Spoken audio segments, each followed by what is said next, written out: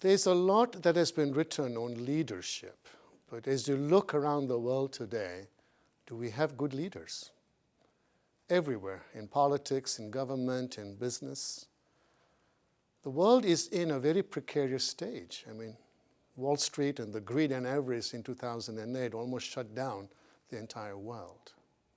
So what's the frontier going forward? I think it is creating soulular leaders. I've coined the word soulular because soulular leaders are not about greed and avarice. Soulular leaders lead from the spirit, not from the intellect.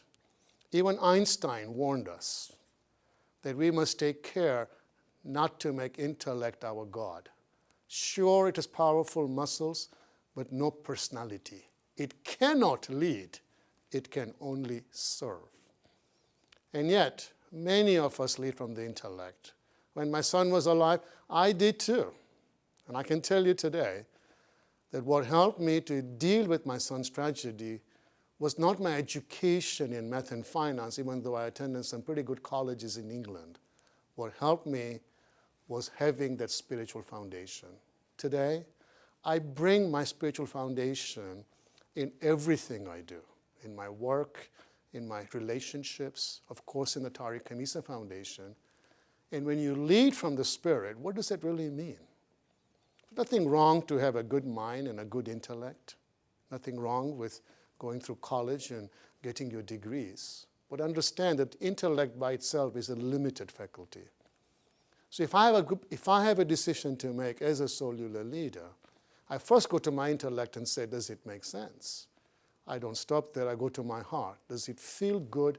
Does it feel right? I don't stop there because we've all made decisions that we think make sense and feel good, and then we say, why did I do that? I take one extra step and I go to my spirit and say, is it inspiring? Will others take my lead? Will others follow? And I grant to you that if it makes sense, if it feels good, and if it is inspiring, that will be the decision a soulular leader will make. A soulular leader always makes decisions that are in the highest good for him, for the other parties, for the planet, and for humanity. And this is where I believe the next frontier is how do you become a soulular leader? And that's what I'm teaching to the corporate world. Thank you.